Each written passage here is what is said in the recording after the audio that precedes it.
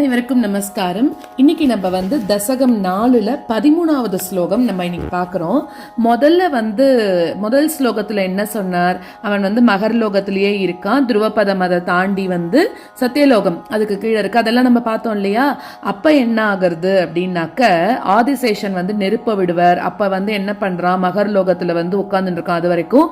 அப்புறம் தான் அவன் புரிஞ்சுக்கிறான் மகர்லோகம் கூட அழியக்கூடியதுன்னு சொல்லிட்டு ஒன்னா ஆசிரியத்துண்டு பிரம்மாவோட சத்தியலோகத்துக்கு வரான் அப்படின்னு சொல்லி பார்த்தோம்.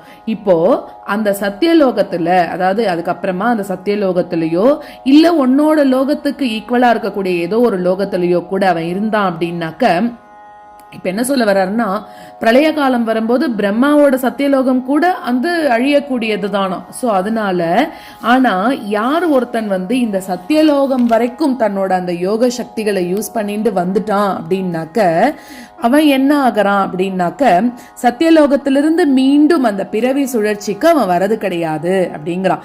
அந்த சத்தியலோகத்திலிருந்தே தன்னோட யோக வலிமையினால டைரக்டா முக்தி கிடைச்சிடுறதா அவனுக்கு. அதுக்கு முன்னாடியே கூட, ஒருவேளை அதுக்கு முன்னாடியே கூட அந்த பிரளய காலம் வரும்னு சொன்னோம் இல்லையா, அதுக்கு முன்னாடியே கூட தன்னோட யோக பலத்தினால இந்த பிரம்மாண்டத்தையே பிளந்துண்டு அந்த வைகுண்டத்தை கூட அடையறான் அப்படிங்கிறது தான் இந்த ஸ்லோகத்தை பார்க்கலாம்.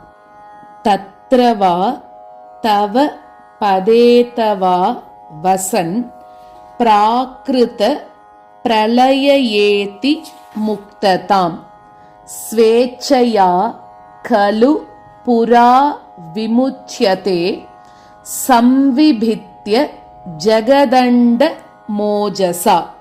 தத்ர வா தவ பதேதவா வசன், தத்ர வா தவ பதேதவா வசன் பிராக்ருத பிரளயேதி முக்ததாம், பிராக்ருத பிரளயேதி முக்ததாம் ஸ்வேச்சயா கலு புரா விமுச்யதே, ஸ்வேச்சயா கலு புரா விமுச்யதே சம்விபித்ய ஜகதண்ட மோஜசா, சம்விபித்ய ஜகதண்ட மோஜசா.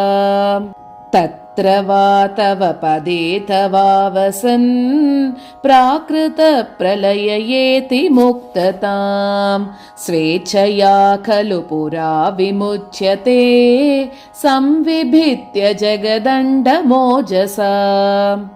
தத்ர வா தவ பதேதவா வசன் பிராக்ருத பிரளயேதி முக்ததாம் ஸ்வேச்சயா கலு புரா விமுச்யதே சம்விபித்ய ஜகதண்ட மோஜசா.